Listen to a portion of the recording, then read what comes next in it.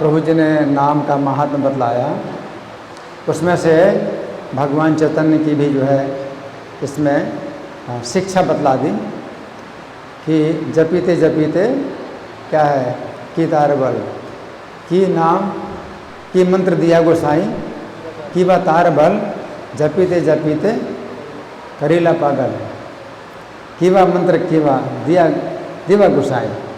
तो भगवान चैतन्य इस अवतार में, श्री कृष्ण है, इस अवतार में नाम की जो महिमा है वो दिखाने के लिए ये लीला करते हैं।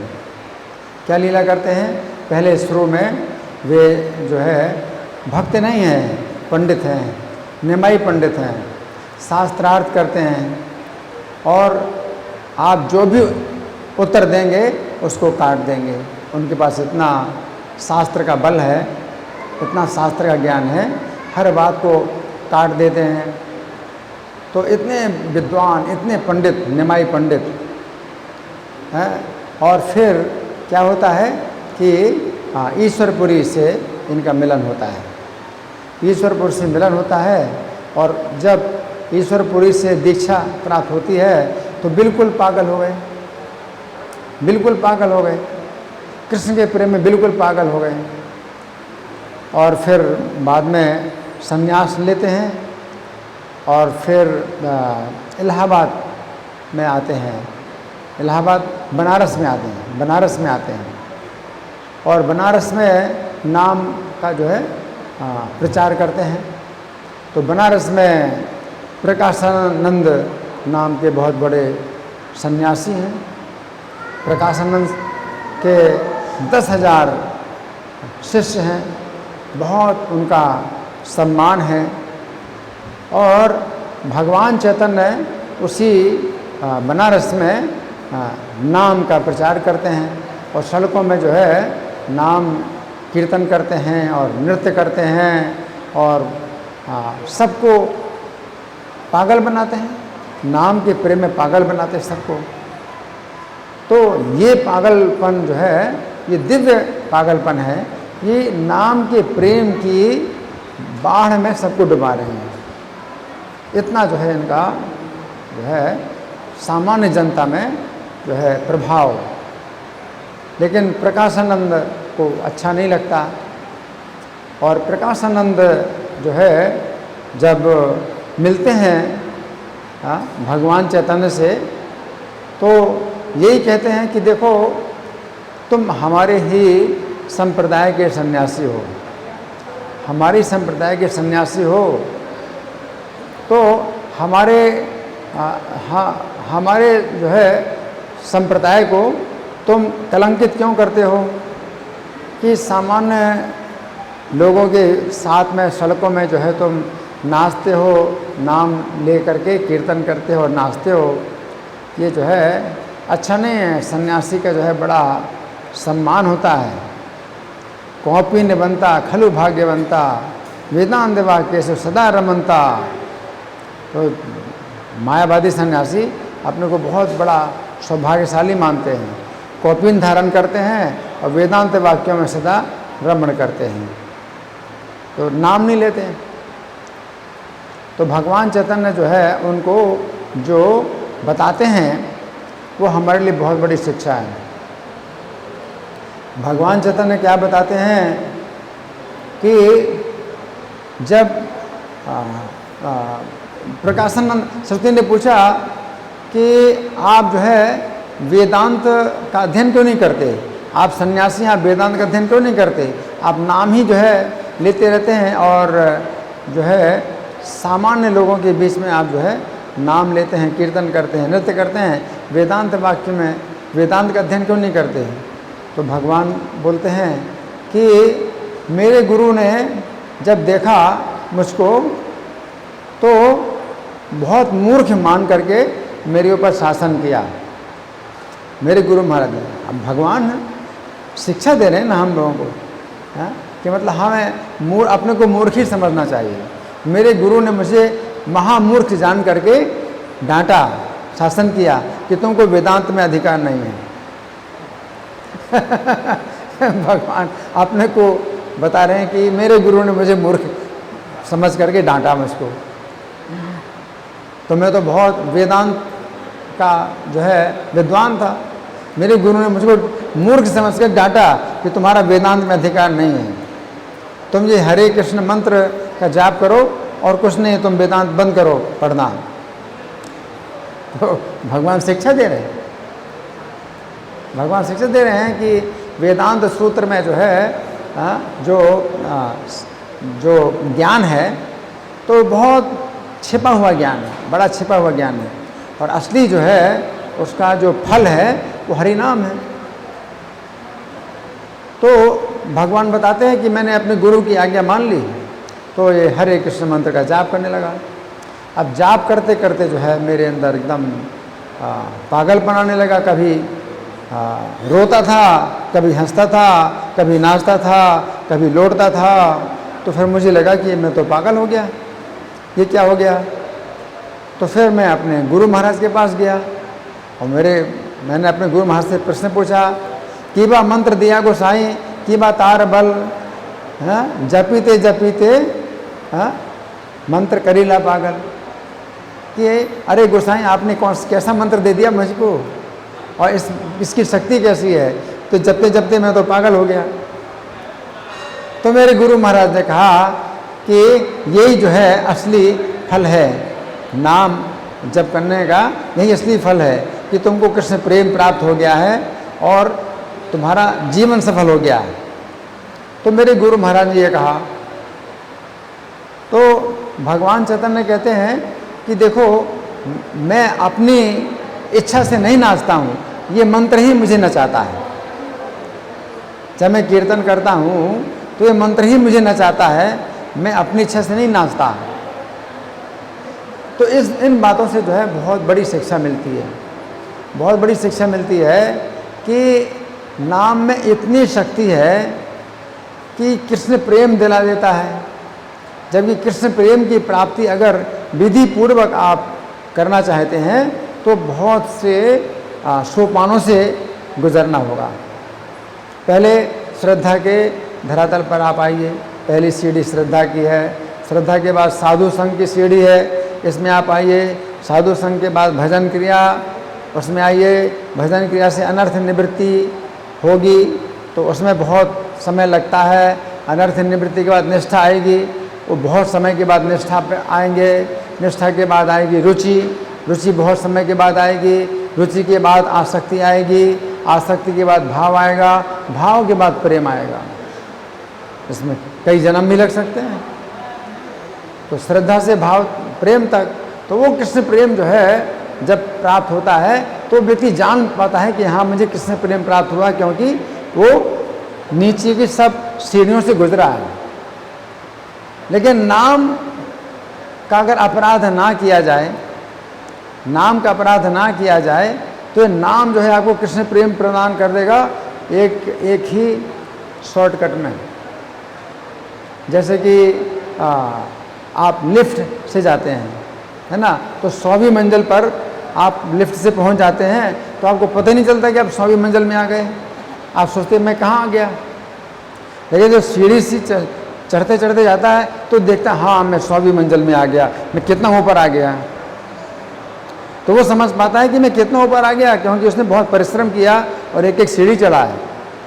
एक बिना परिश्रम के आप लिफ्ट से आप पहुंच जाते हैं तो आप सोचते मैं कहाँ आ गया, हैं, मैं कहाँ पर आ गया।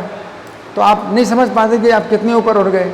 उसी प्रकार से चैतन्य महाप्रभु बताते हैं कि उनको पता ही नहीं चला कि कृष्ण प्रेम ये क्या चीज़ है, मैं तो पागल हो गया। मतलब अगर आप क्रम से अगर कृष्ण प्रेम को नहीं प्राप्त करते, विधि पूर्वक नहीं प्राप्त करते, एकदम से प्राप्त कर लेते हैं तो आप सोचेंगे ये क्या है, क्या चीज़ है ये, कुछ गड़बड़ तो नहीं हो रहा है, क्या हो रहा है मुझको, मैं पागल तो नहीं हो गया, मैं क्या हो गया। लेकिन जिनको विधि पूर्वक कृष्ण प्रेम प्राप्त होता है तो वो जानते हैं कि मुझे बहुत बड़ी जो है सफलता प्राप्त हुई है। उसने जो है क्रम से उसने सब सीढ़ियों को पार किया है।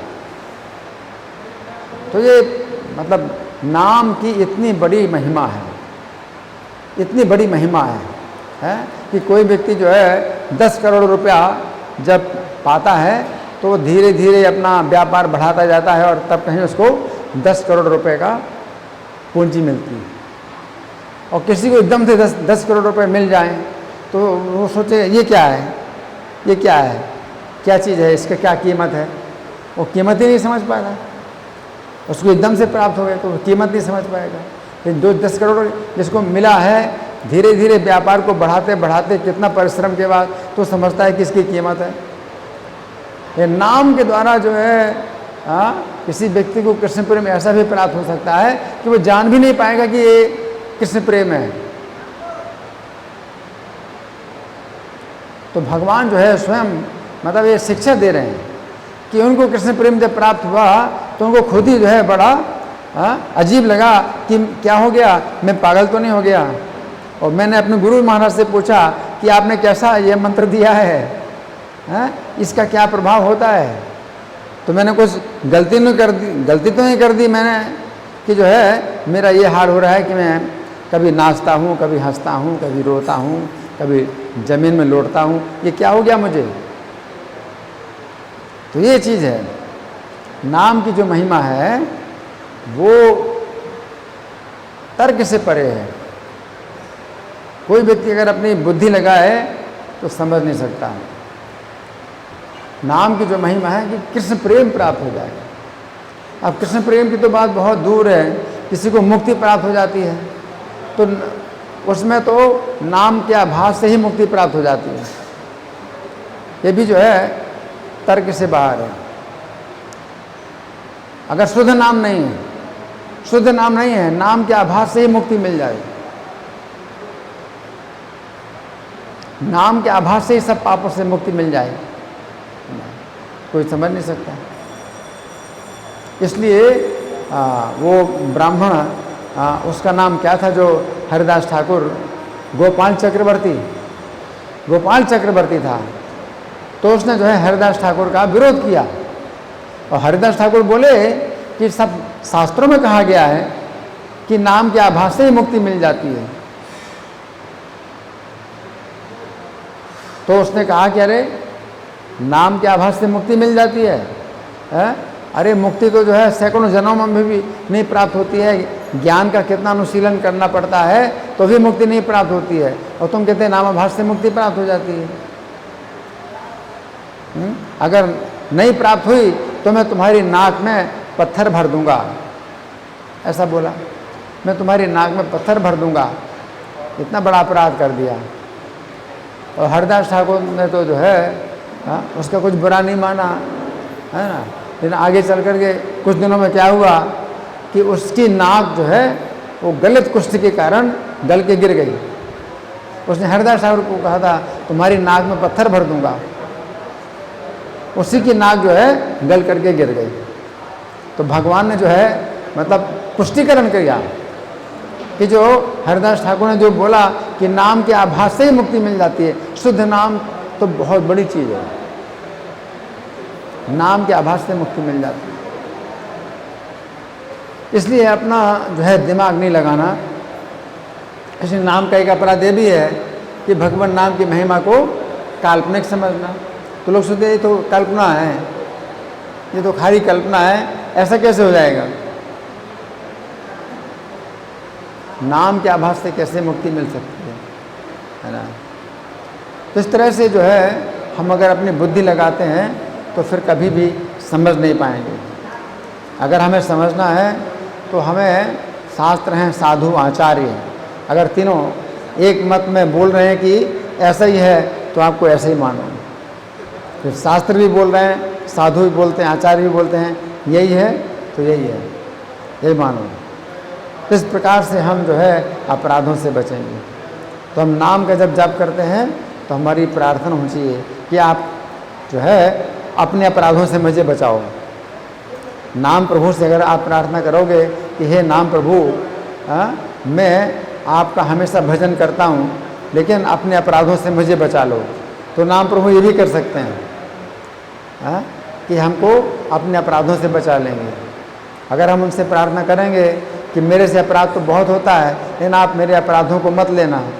तो नाम प्रभु ऐसा भी कर सकते हैं कि आपके अपराधों को ना लें, तो ये उनके साथ अपने संबंध अगर बन जाएं तो आपके अपराध नहीं लेंगे। तो नाम के साथ अच्छे संबंध बनाओ। कि भगवान का नाम चैतन्य रस विग्रह, मतलब पूर्ण चेतन है कि आप बोलते हो नाम से तो नाम आपकी बात समझते हैं, नाम प्रभु आपकी बात समझते हैं। और आप अगर अपराध करते हैं और आप सोचते हैं कि कोई फर्क नहीं पड़ता है, हाँ? जैसे दवाई हम खाते हैं उतने से नाम भी है, हमारा फ़ायदा होगा, हम चाहे अपराध करें, लेकिन वो चीज़ नहीं। दवाई तो जड़ वस्तु है, आप कुछ भी अपराध करते हैं दवाई काम करेगी, लेकिन नाम जड़ नहीं है, नाम चेतन वस्तु है। इसलिए अपराध का जो है वो बहुत विचार करते हैं नाम प्रभु। बाकी आपके जितने पाप हैं और आप चाहे जितने अज्ञानी हो और चाहे जितने पतित हो, तो नाम प्रभु विचार नहीं करते हैं, शुद्ध करते हैं। लेकिन अगर अपराध करते हो तो नाम प्रभु बहुत विचार करते हैं अपराध का। इसलिए अपराध से जो है बचने के लिए हम नाम से ही प्रार्थना करें कि मुझे अपने अपराधों से बचाओ, हाँ? और मैं आपकी शरण ले रहा हूँ, आप मुझे अपने अपराधों से बचाओ। तो बस अपराधों से अगर हम बच गए तो नाम की जो है फिर पूरी शक्ति मिलेगी। नाम के अंदर पूरी शक्ति है, फिर क्या कमी है? कोई कमी नहीं। धन्यवाद। श्री हरिनाम संकीर्तन महामहोत्सव की जय। श्री विश्व हरिनाम सप्ताह महामहोत्सव की जय। श्रील प्रभुपाद की जय।